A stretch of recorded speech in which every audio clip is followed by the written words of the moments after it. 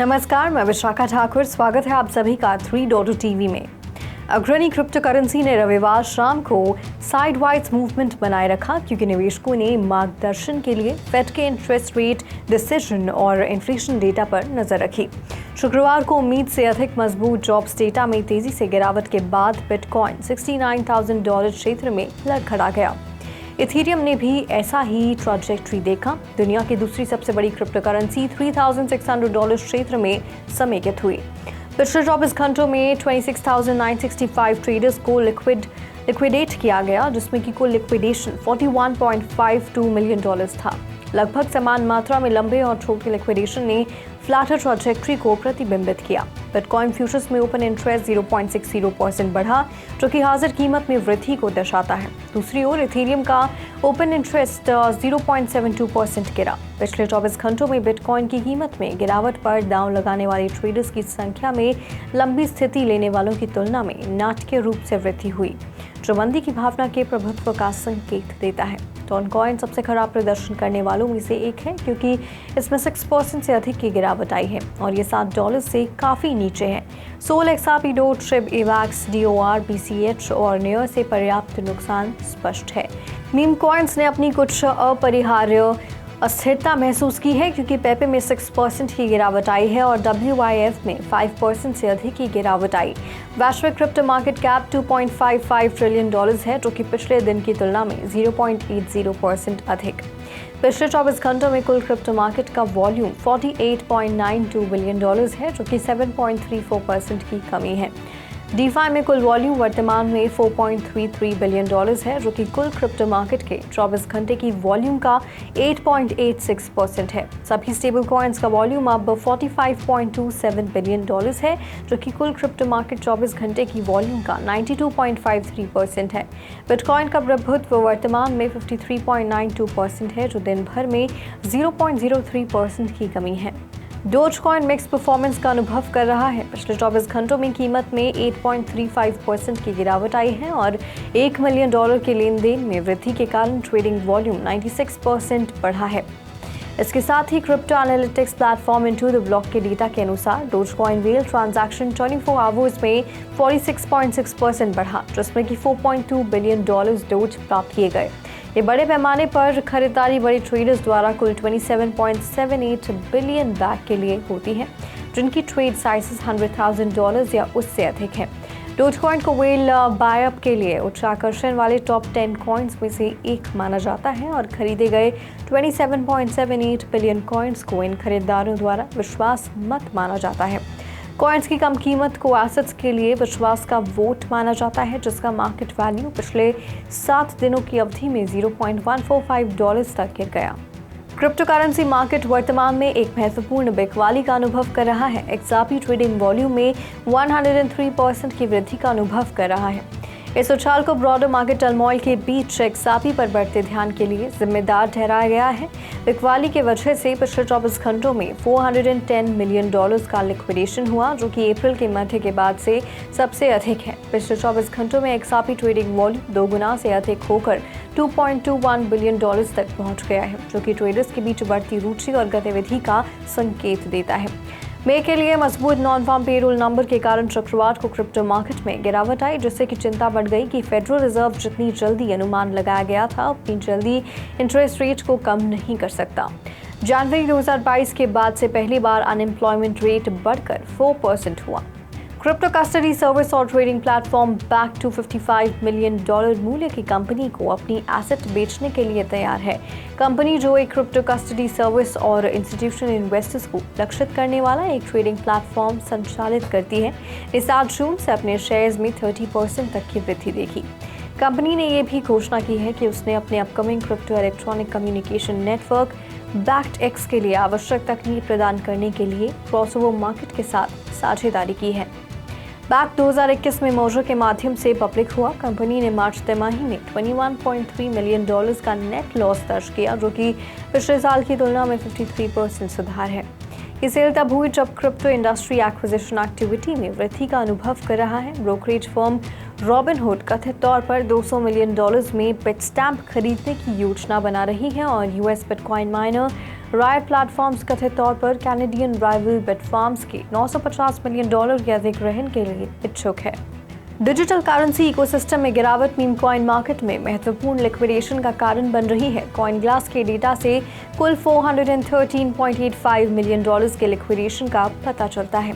Dogecoin, पेपे और डॉगविफहैट जैसे top meme coin उनकी कीमत में गिरावट से प्रभावित हुए हैं, जो कि हालिया रैली का परिणाम है। पेपे को सबसे अधिक लिक्विडेशन का सामना करना पड़ा, जिसकी कीमत 24 घंटों में $9.33 मिलियन है, जिसमें लंबे ट्रेडर्स को सबसे अधिक रिटर्न प्राप्त हुआ। डोजकॉइन कुल $8.27 मिलियन के नुकसान के साथ दूसरे स्थान पर है, जो कि रातों रात 56,916,724 डोज वॉश्ड ऑफ फ्यूचर्स और डेरिवेटिव मार्केट के लिए जिम्मेदार है। $4.14 मिलियन के रिकॉर्ड के साथ साथ डॉगविफहैट भी सबसे अधिक लिक्विडेटेड मीम कॉइन्स में से एक है। ये लिक्विडेशन इन मीम कॉइन्स की कीमतों में भारी गिरावट के बाद आया है, जिसमें डोजकॉइन में 9.57%, पेपे में 11.28% और डॉगविफहैट में 18.33% की गिरावट आई। शिबा इनू और फ्लोकी सहित अन्य टॉप खिलाड़ियों ने भी क्रमशः 8.11% और 11.72% की गिरावट दर्ज की। Former US president Donald Trump ने हाल ही के फंड रेजिंग इवेंट के दौरान क्रिप्टो प्रेसिडेंट का टाइटल अपनाने का वादा किया है। उन्होंने ये भी स्पष्ट किया कि प्रशासन में पद ग्रहण करते ही पहले घंटे में क्रिप्टो इंडस्ट्री के प्रति मौजूदा प्रशासन के विरोध भाव को तुरंत पलट देंगे। इस इवेंट में ट्रंप के बाइडेन को हटाने के प्रयास को समर्थन देने के लिए $12 मिलियन इकट्ठा किए गए। वेंचर कैपिटलिस्ट डेविड सैक्स ने ट्रंप के प्रशासन का समर्थन करने के कारण समझाया, जो कि मौजूदा प्रशासन के economy, border security, foreign policy और लीगल मैटर्स को संभालने के तरीके पर चिंता व्यक्त करता है। बाइडेन ने भी हाल ही में SAB 121 को रिपील करने के प्रयास को वीटो कर दिया है, जो कि एक ऐसी पॉलिसी है जिसे उभरती हुई सेक्टर के विकास को रोकने के लिए आलोचित किया गया है। जैसे जैसे यूएस इलेक्शन नजदीक आ रहा है, केंड्रिक उम्मीद कर रहे हैं कि $100,000 तक पहुंच जाएगा और फिर साल के आखिर तक ट्रंप की जीत होने पर $150,000 तक पहुंच जाएगा। बिटकॉइन माइनिंग आउटपुट मई में 47.1% गिरावट देखी गई, जिसमें स्ट्रॉन्ग होल्ड डिजिटल माइनिंग ने 47.1% की गिरावट रिपोर्ट की। कंपनी ने हाल्विंग के बाद पहले पूरे महीने में 82 BTC माइन किए, जबकि अप्रैल में 155 BTC माइन किए गए थे।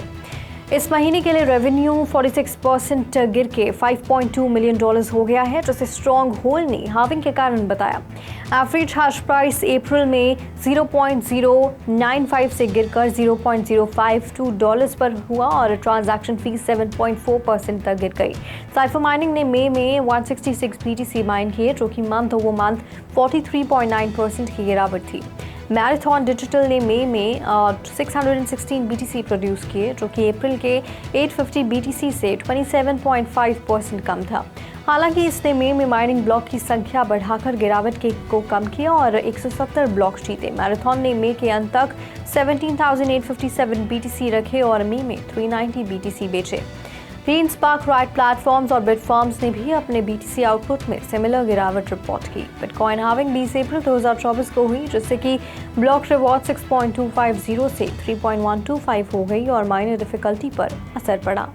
New York attorney general Letitia James ने AWS माइनिंग और नोवाटेक FX के खिलाफ एक मुकदमा दायर किया है, जो कि क्रिप्टो पिरामिड स्कीम चलाने के लिए जिम्मेदार है, जिन्होंने 11,000 से ज़्यादा न्यूयॉर्कर से $1 बिलियन से ज़्यादा क्रिप्टो करेंसी फ्रॉड किया। इन फर्म्स ने कमज़ोर प्रवासी और धार्मिक समुदायों को निशाना बनाया, उन्हें फाइनेंशियल फ्रीडम का वादा करते हुए। एड्रीन के लीगल ऑपरेशंस को न्यूयॉर्क में बैन करना चाहती हैं और इस सेक्टर में व्यवस्था लाना चाहती हैं।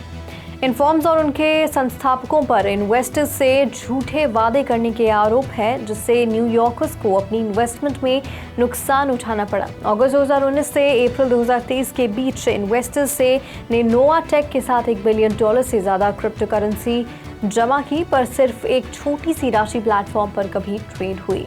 एजी का लक्ष्य है शहर को ईमानदार व्यवसायों से साफ करना और पिरामिड स्कीम के शिकार लोगों के लिए फाइनेंशियल इंस्टीट्यूशन सुरक्षित करना। रशियन प्रेसिडेंट व्लादिमीर पुतिन ने पुष्टि की है कि ब्रिक्स ग्रुप एक इंडिपेंडेंट पेमेंट सिस्टम विकसित कर रहा है, ताकि मौजूदा सिस्टम पर निर्भरता कम की जा सके। रशियन सेंट्रल बैंक के एक दस्तावेज से पता चलता है कि ये ग्रुप क्रॉस बॉर्डर ट्रांजैक्शन के लिए XRP के उपयोग करने पर विचार कर सकता है। पुतिन ने एक ऐसे पेमेंट सिस्टम बनाने का लक्ष्य व्यक्त किया जो राजनीतिक प्रभाव और बाहरी नियंत्रणों से मुक्त हो और 2024 में Saudi Arabia, Iran, UAE, Egypt और इथियोपिया को जोड़ने के साथ ग्रुप के विस्तार को उजागर किया। एक रिसर्च पेपर के सुझाव है कि रिपल से जुड़े XRP का उपयोग क्रॉस बॉर्डर पेमेंट के लिए किया जा सकता है, जो कि बैंक ऑफ रशिया के रिपल पेमेंट सिस्टम के अनुसंधान के साथ मेल खाता है और XRP की तेजी और कम ट्रांजैक्शन फीस के लिए पहचान यूज ब्रिक्स के नए पेमेंट सिस्टम के लिए एक मजबूत उम्मीदवार बनाती है। क्रिप्टो सेंसे के CEO रॉबर्ट डॉयल का अनुमान है कि अगर ब्रिक्स देश क्रॉस बॉर्डर पेमेंट के लिए XRP को अपनाते हैं तो इसकी कीमत में एक बड़ा वृद्धि हो सकती है और XRP का अपनापन ब्रिक्स के डेवलपिंग देशों के सामने मुद्रा की अस्थिरता से जुड़े चुनौतियों को कम करने में मदद कर सकता है। Friend.tech, जो Web3 सोशल नेटवर्किंग स्फेयर का एक प्रमुख खिलाड़ी है, ने कॉन्ट्यूट, एक leading crypto infrastructure service provider के साथ मिलकर अपना नेटिव ब्लॉकचेन विकसित करने की योजनाओं का ऐलान किया। प्लेटफॉर्म का नेटिव फ्रेंड टोकन लगभग 15% बढ़कर $0.96 पर पहुंच गया है। Friend.tech ने फ्रेंड चेन के लिए योजनाओं का खुलासा किया, जो एक प्रोप्राइटरी ब्लॉकचेन होगी और फ्रेंड टोकन को एक फुली ट्रांसफरेबल गैस टोकन के रूप में इस्तेमाल करेगी। हालांकि प्लेटफॉर्म ने इस प्रोजेक्ट के लॉन्च के लिए कोई विशेष समय सीमा नहीं दी है। इस प्रोजेक्ट के हाल ही के ऐलान ने कम्युनिटी के बीच विविध प्रतिक्रियाओं को जन्म दिया है। कुछ विश्लेषक इसे एक नेचुरल प्रोग्रेशन के रूप में देखते हैं, ये सुझाव करते हुए कि सफल डिसेंट्रलाइज एप्लीकेशन अंत में स्वतंत्रता चेन्स में विकसित हो जाएंगे। दूसरे सतर्क करते हैं कि ये कदम विकास में बाधा डाल सकता है। एक प्रमुख फ्रेंडटेक समर्थक द गिवर ने इस फैसले को क्रिप्टो वेंचर के लिए शॉर्ट टर्म बुलिश और मिड टर्म बेरिश बताया। तो आज के लिए बुलेटिन में फिलहाल इतना ही। ऐसी ही Web3 से जुड़ी अपडेट्स के लिए लॉग ऑन करें हमारी वेबसाइट www.3versetv.io पर या फिर स्कैन करें QR कोड।